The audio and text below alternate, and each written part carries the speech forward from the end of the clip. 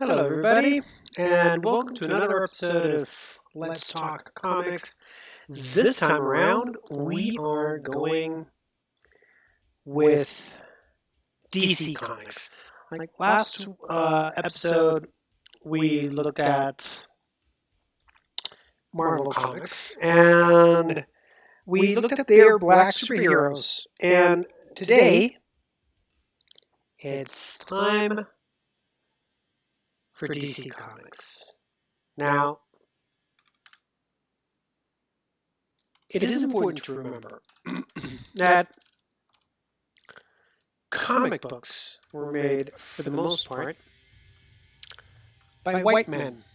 And as such, the first comic books that came out were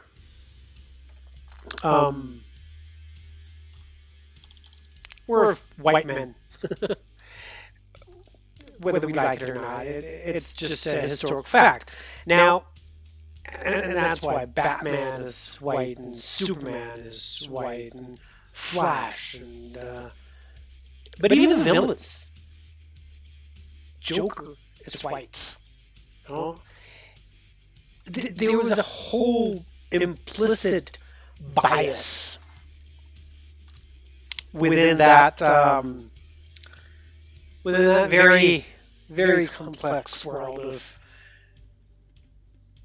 comic books. Now, as we saw last time with Marvel Comics, white characters were the norm. Since the first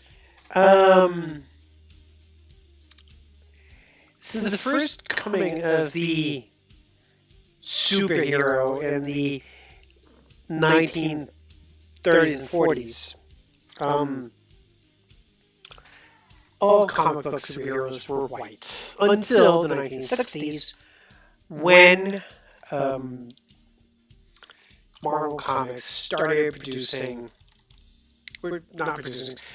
bringing out black characters with Black Panther.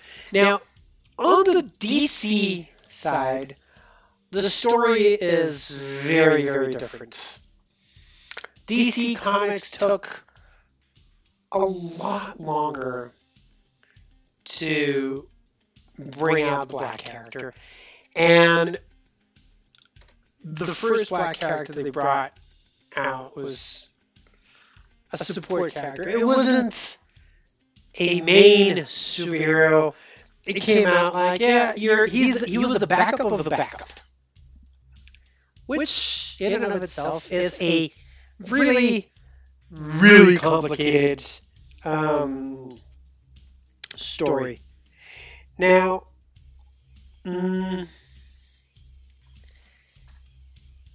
that is, and we're talking about John Stewart.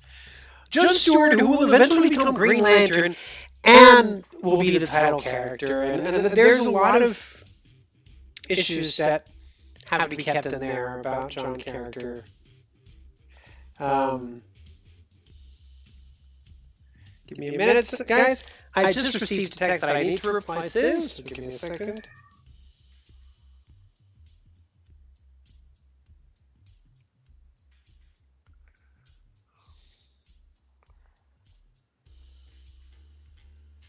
All right, there we go. Now, John Stewart, he was originally introduced as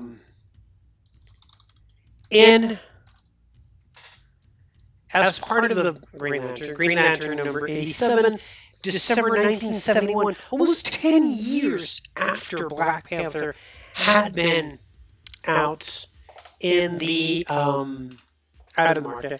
And one thing that you have to remember is that John Stewart, he was in the 1970s. It's the same. It's around the time of Luke Cage coming out in Marvel. So you're going to have the same similar blaxploitation kind of feel to it. Very very, I don't know how to put this, very cliche, very repetitive, and yeah, it's a little sad, to be honest, to say that. But he will eventually grow out of it. I mean, and by the mid 1980s, he's a very, very different character because, as we can see, after the Crisis on Infinite Earths, where Jon Stewart plays a key role. You can't put down Jon's role during the Crisis on Infinite Earths. He moves on, and he is Green Lantern, right? And after the Crisis, Guy Gardner is Green Lantern. So we get to this cover, which is absolutely beautiful because it's Green Lantern versus Green Lantern, and Jon has the traditional Green Lantern uniform that was given to him by Hal Jordan as a copy of Hal's original Green Lantern costume. Whereas on the other hand, we have Guy Gardner, who refused to use the traditional costume, made his own costume, and he's got that distinctive um, hair color and haircut, you know, which eventually, when he stops being Green Lantern, he becomes Warrior, and it'll stay there. And you can't really see it here, but if I pan up, there's Hal Jordan in the background. Hal Jordan is right there in the background, trying to avoid a large confrontation between both Green Lanterns, Jon Stewart and Guy Gardner. Now, it's interesting to see the evolution of Jon Stewart when he comes in. The first story that Jon Stewart is involved in it's a pretty dense story, but it sets him apart a little bit. And it sets him apart because it's a story where Jon Stewart, he's a regular guy. He's an architect. He's from Detroit, and he was selected by the Guardians of the Universe to be Guy Gardner's backup because Guy Gardner was Hal Jordan's backup. And so that's what I said. He was the backup of the backup, right? Because Guy had been severely injured, and the Guardians thought that he should probably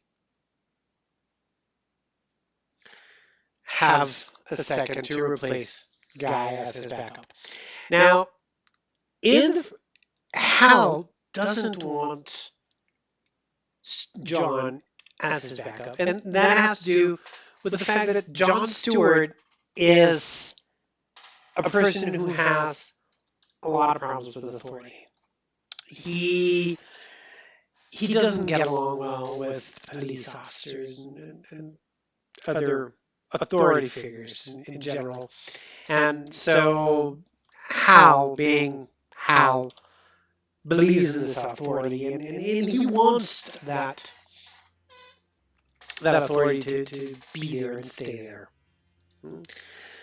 So that is one of the issues that he has. It's never explicitly said, but I wouldn't be surprised to find out that Hal also had a beef with Jon at the start.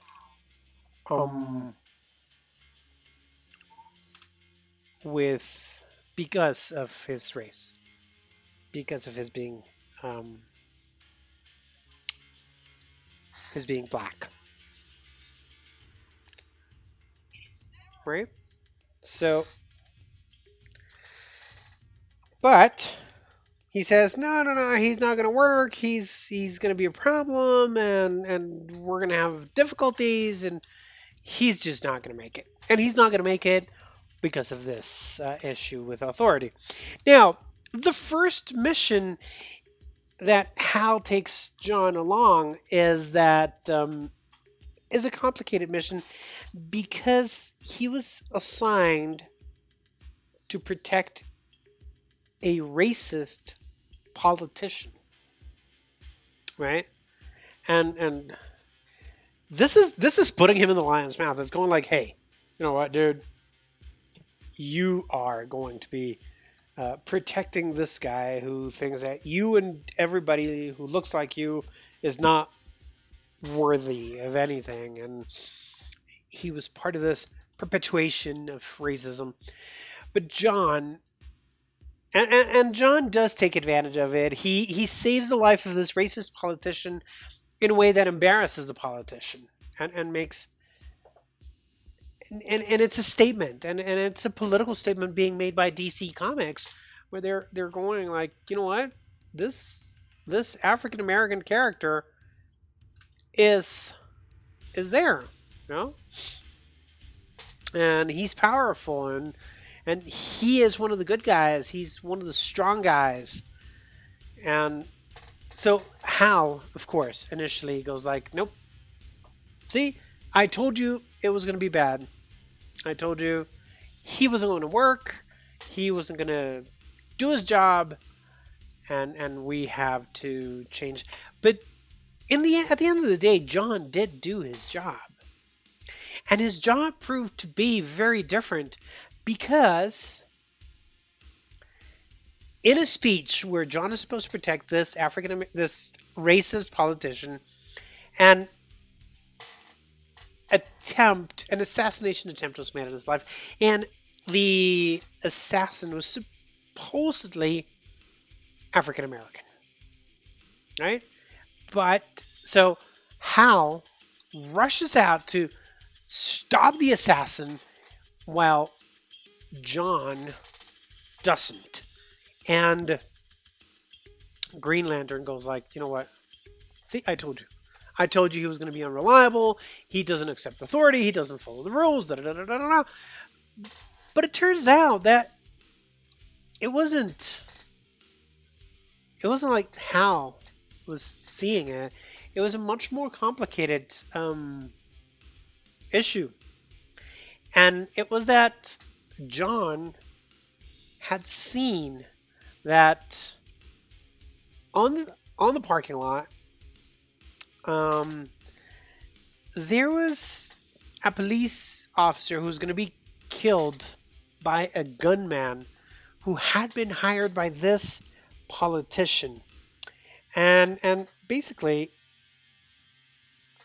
um,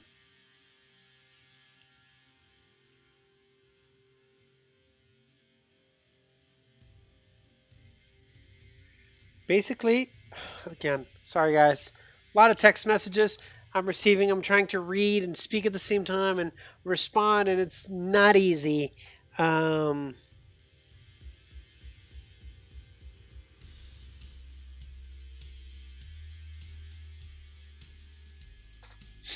there we go. That is probably the one downside of doing these live streams is that there are these interruptions that we get. Now, where was I? Yes, John Stewart. John Stewart stops the real plot, and it was this racist politician had hired a gunman to kill a police officer to make it look like African Americans were really the bad guys. He was trying to stir up this trouble and really make things bad for the African Americans to further his own racist agenda, but he stopped it. And then, well, as we all know, Hal came to rely heavily on John. Mm. Now, after the Crisis on Infinite Earths. A lot of things happen, and then we get the events that lead to Kyle Rayner becoming Green Lantern, and John Stewart becomes Kyle Rayner's mentor, and that just is an entirely different show. If I start talking about that, I will be completely and utterly derailed, and um, I'll be talking about Green Lantern forever, and um, that's not the purpose of this episode. So the next character to come along um, is somebody whose name probably, when I mention it, a lot of people won't even realize who he is. His name is Vic, or Victor, if you want to go um, formal on him. Vic Stone. Vic Stone is the next African American character to be introduced by DC Comics, and he appeared for the first time in DC Comics Presents number 26 in October of 1980. So, if you think about it, there's not a lot. Um, there's a big gap between these guys. Hmm? 9 years between the first issue with John Stewart as a support character in Green Lantern to the introduction of Vic Stone as Cyborg, and oof, it's not very good. Now there are, however, a few. There's other black characters who have been around. They're just not superheroes. There's been Ralph Jackson, who was in World's Finest Comics. Jackie Johnson, who was a member of Easy Company in a comic of our Army at War. Now, there's for the Metal Men, Iron is inspired in an African American person, but characters, yeah, 1971. We'll get Steiger in the Suicide Squad in 1975, but he's a villain. He's not a superhero. Black Lightning, however, is another one that is in there. Um, but Black Lightning wasn't originally this. I'm sorry, guys. So Black Lightning was an obscure character for many years. Um, he was, however, the first African American superhero from DC Comics to have his own series, and he came out in Black Lightning number 1, 1977. Unfortunately, he's not one of the major superheroes. His, or he wasn't. Now, with the Netflix series and everything, it's a different story. But when he started out, he was pretty much like Misty Knight in Heroes for Hire. Misty Knight, that I mentioned last time in Marvel Comics, it's a it's an obscure character at first, then it gains popularity. But Black Lightning is not very well known. Um, Now, after that, we're going to Cyborg. 1980, Big Stone. He is a very different story because he is a double outsider. And that sounds like he's a member of the team, The Outsiders, that is a DC Comics team, but it's not. I'm not talking as um, I'm not talking about the Outsiders team. No, he's a double outsider because he is African American for the first on the first thing, but more importantly, he is part man, part human. Uh, and well, you can imagine how that goes, right? Uh, he's he's not very well liked. Sorry, sorry. He doesn't like himself. He has problems with his own self-esteem. Now, he um he was in an accident. So the whole story is that his father is this genius scientist, inventor, and Vic has this incredibly complicated um relationship with his father. It's incredibly difficult, and he shuns away. He shuns science and math. He's an athlete. He is the quintessential strong black man who runs and does sports, and it's out there, right? But one day, as irony and fate would have it, he's visiting Star Labs to meet up with his parents, and his parents were doing interdimensional experiments and all these crazy stuff that he didn't understand, didn't care about. But the experiment allowed this alien to, it's a protoplasmic creature, this to come into the lab and maul or injure um, Victor, right? He, this creature kills Elsinore and injures Victor very badly, right? And this man this young man is almost on the verge of death. His father is distraught. He is devastated, and he he just wants to save his son, right? And so he does the only thing that he knows how to do. He builds him, his son, a robot body. Now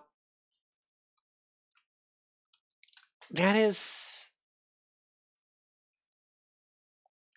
that was weird. It was strange. It was Victor didn't react well. He hated being half machine, half human. He hated his condition as a cyborg. Now, more importantly, he um, didn't feel himself. He thought he should have died. Right? He was meant to die. He shouldn't have been there. Right? Um, so and it's a large part of the character, that resentment, that feeling an outcast, feeling outside. Now, in recent years, Cyborg has become a much more popular character with, ironically, of all things, Teen Titans Go, this horrible adaptation where pretty much it's taking some of DC Comics' coolest characters and turning them into absolute idiots. That's a little bit of what they've done there. And sorry, my rant, but I don't appreciate that. Mm, but anyway, that is Cyborg. Now, one of the things that you can always have with Cyborg is the thing that you can change the machine as much as you want. So he can change shape, his superhuman strength, speed, agility. He has jump jets so that he can fly out. I mean, you name it, you can design it. If you can make a machine do that, you can attach it to Cyborg, which is cool up to a point, but it's at the same time it's a cop out on the part of the writers a little bit. It's a little bit like mutant powers and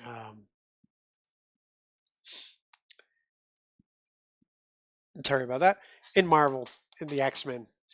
Now, probably probably the most famous of all of DC Comics African American superheroes is much more recent.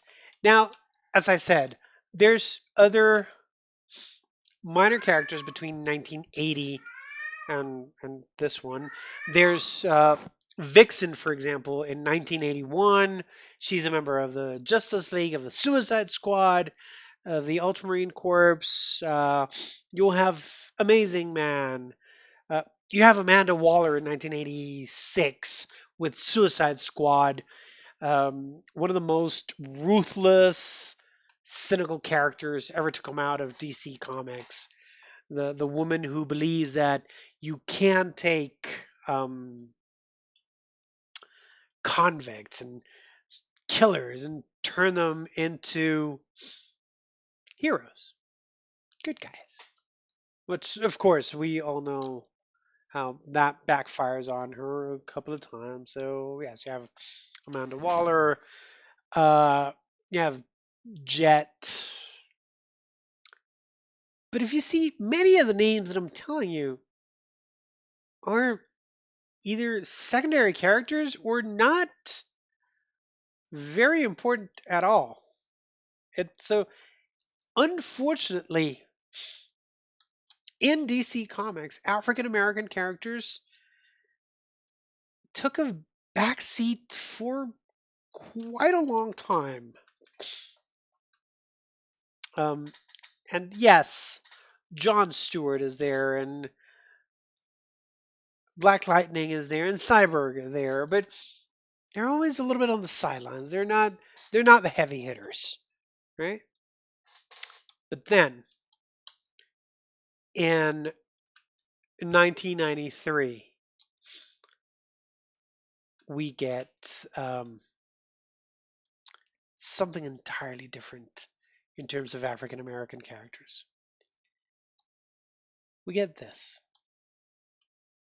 We get probably my favorite political statement by DC Comics at this time. We can all agree, without a doubt, regardless of our personal opinions and what we think or don't think about him, Superman is the quintessential superhero. Now, you can do a full monomyth analysis on the hero's journey of of Kal-El, Clark Kent, from fleeing Krypton to becoming Superman and embracing himself. And he fights for truth, justice, and the American way. Right? So, of course, who is Superman? He is a tall, strong, dashing farmer from Kansas who probably listens to a lot of country music, loves his mom's rhubarb pie, um, grew up fixing tractors and milking the cows. He is as American as they come. I dare say he's more American than Captain America in that his Clark Kent persona, his younger farm boy Smallville persona, is much more American than um, Captain America himself is. But then in 1993, they decided to kill him. Yes, DC Comics killed Big Blue, the big Boy Scout, the strongest man on earth, the Man of Steel, and we all know that jazz and that story and everything. Well, they took the name of Man of Steel a little too literally, and they came up with this guy. This guy is as black as they come. There's no denying that. You look at this guy, and sure, he's encased in iron right now, actually in steel armor, but just his physiognomy. This is a strong, proud black man. He's not some pansy, white, lily livered. No, he's a strong black man. And if you start looking into a little bit of the interior artwork, well, you're gonna find some pretty interesting um pretty interesting things about him, about the character himself. Now, he is a genius engineer weapon designer, and he built a mechanized suit of armor, pretty much like the Iron Man suit, but this one replicates Superman's powers and bears Superman's logos. Now, it's the whole Superman persona. Um, so he was he was a little bit more complicated than that. More complicated than Iron Man. It's not an Iron Man ripoff. It's a tribute, in fact, to a real life character, which is John Henry. So John Henry Irons, whose code name is Steel, originally he was the Man of Steel, is inspired in John Henry. Now, John Henry was an African American, or is an African American folk hero. He was a steel driver. Steel drivers were the guys who would carry around the heavy, very, very heavy sledgehammers, and they would drive them into the ground to put in the pylons, the nails of the railroad as it was being built.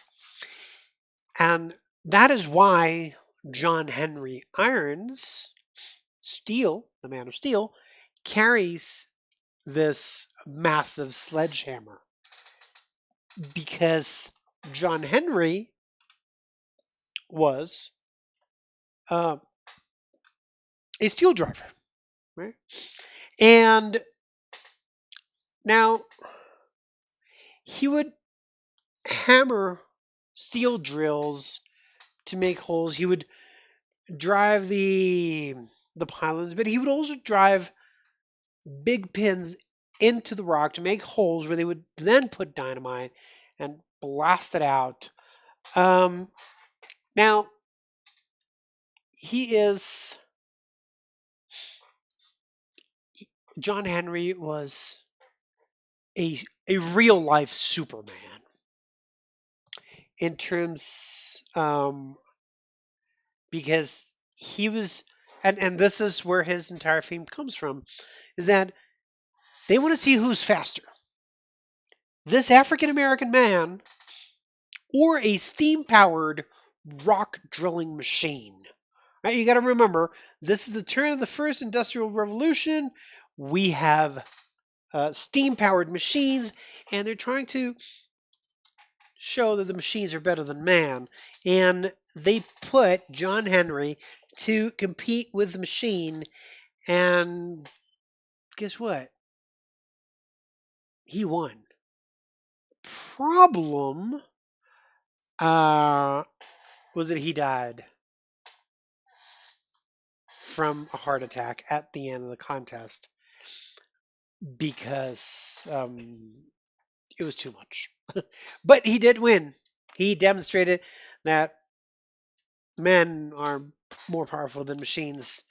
Unfortunately, a lot of that story is up for speculation and debate. But that's why, as you can see in the image that I'm showing you, Steel, John Henry Irons, is carrying a massive sledgehammer. Now, this guy, as I said, he is as black as they come. He is, and the first panel we see is him, the kids around the neighborhood asking him to tell the story of John Henry. You know, and he's in the hood, and there's a gang shooting, and he realizes that they're using one of the weapons that he designed. They're called, ridiculously enough, the Toastmasters, which are not the, it's not the best name, but it is what they're using, and he's not happy to see his guns out on the street in the hands of gang banners, right? And we can see his eyes and his expression is like, and it's impossible. Please, Lord, let it be impossible, right? Um, and it's like, oh yeah, he's gonna catch a Mustang on foot, and so he is just trying to defend his neighborhood. He is going all out to defend his community, right? And this entire altercation with the gangbangers, where he ends up getting shot and in the hospital and all banged up, leads him to remember how he, a genius inventor, was working as a construction worker, right? As a riveter of all things, he was driving steel rivets into high beams, and he sees this man drop, he rescues him, and then everything drops, and he himself is falling to the ground from hundreds of feet up in the air. Mr. Camilo, welcome to the stream. Thank you for joining us, sir. Lovely to have you with us. And that was Superman saved him right here. You got him. That's when Superman saved me. I said, I owe you my life. And Superman's response was, then make it count for something. And you can just see that illustration of John Henry Irons, that his very African American face. And unlike previous African American characters, this is a proud African American character. It's not a cliche. It's not the ex con, as was the case for Luke Cage. Um, it's not the backup for the backup, as happened with Guy Gardner and John Stewart. Right? He wasn't the victim, the athlete victim of some horrific accident. No, he's a genius. He's a PhD. He's a weapons designer. He could be as rich as Tony Stark with his weapons. But he decides not to do that because he's a good man. And that sets him totally apart from most of the other African American characters that we've seen around here. Um, and shortly after that, Superman's killed by Doomsday. And now he is going out of his way to to fix things.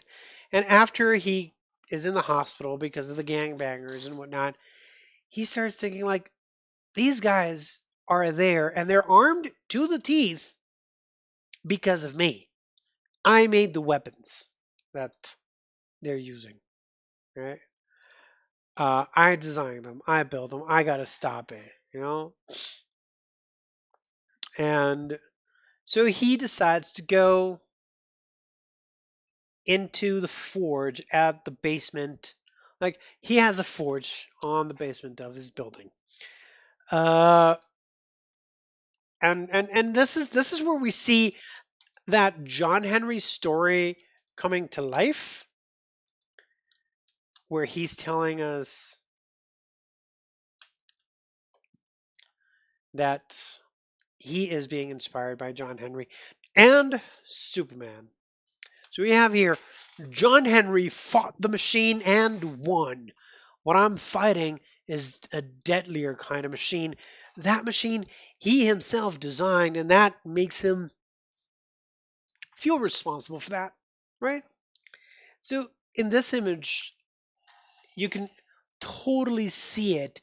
He is molding the mask, but the mask is red hot, it's iron, it's glowing, but it is an African American mask, and you can see in the background the S. If you were paying attention, you could see the cape and the S, and he's thinking like, "Look, Superman saved me. I owe my life to Superman. Superman's gone now. I have to do this. I have to stop him." And then these guys who tried to kill him and send him to the hospital realize find out where he lives, and they throw a Molotov cocktail in his window, and we get probably one of the best intros, and it's this one. It's the Man of Steel is coming through, and he is covered in steel, and that brings us to the inevitable stupid question: how the hell does all that metal bend enough for him to move? They never tell us. It's his big secret because, unlike the Iron Man suit, that is all you can see, it's a sleeve, it's a tube, it's a suit of armor. This one is more along the lines of Batman's Nomex costume, form fitting. It conforms entirely to his face, and when he speaks, his mouth opens up and everything. Um, and his mask carries expression with it, right? You can see here his face is very expression. It's very full of, you understand. Now, there's some odd angles in this drawing, but you're going to remember this guy built that armor in a basement of a tenement building in a not too affluent part of Metropolis, right? And he was one of the four Supermen from Reign of the Supermen.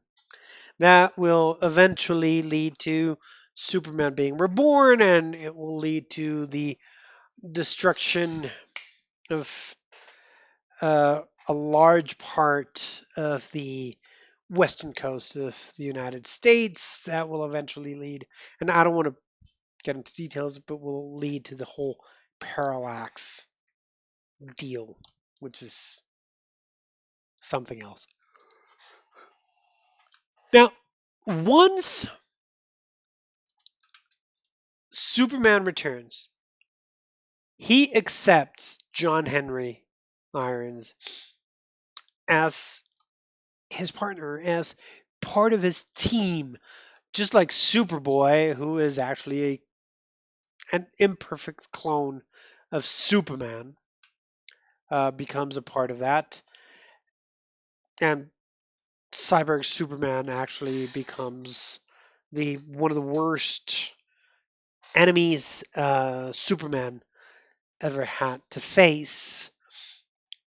So yeah, that's there. Um, John Henry becomes a part of the team, and you would just tell. I just love this image, you know. Um, He's firing from his wrist gun, and when he's firing are the kinds of pins that John Henry, the historical character that inspired the John Henry Irons persona, would have used to drill holes into the walls of railroad tunnels. Eventually, he'll drop the S. He will no longer be called Superman. He won't be called the Man of Steel. Um, he will just be Steel, right? Because he doesn't feel comfortable being um, being Superman. He knows he's not Superman. Now, after that, um, there's other characters that have come much later. There's Vixen, there's Firestorm, Aqualad, Icon, Hardware, Rocket. But as I said, unfortunately, they were not very, very well known or very developed. They were secondary. Probably one of the most influential African American characters in DC Comics is not really a superhero. Unfortunately, it's not a superhero. It's somebody else, and it's somebody that I have talked about briefly before today, and I have said that it's a complex character that we've come to know before, and of course, not being a superhero.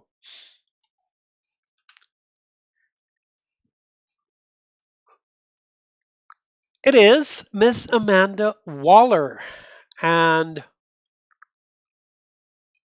I am looking for an image to show you. Amanda Waller runs the Suicide Squad. She comes up with the whole idea, and her first appearance shows us just how quote unquote big air quotes mundane and everyday she is.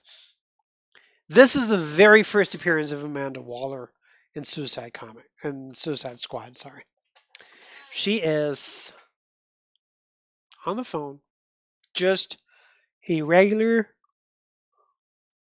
middle-aged African American woman. But she turns out to be one of the most ruthless women in DC Comics. She is responsible for establishing the Suicide Squad, for putting some of the most dangerous criminals on the DC universe, on Earth Prime as it's called in the DC universe, together, and giving them pretty much a license to kill in order to stop other crimes. But beyond that,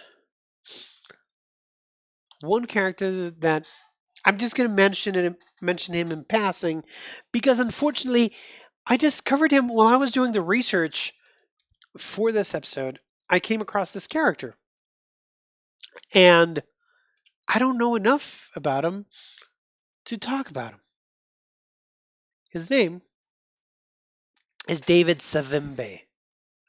He is better known as Batwing.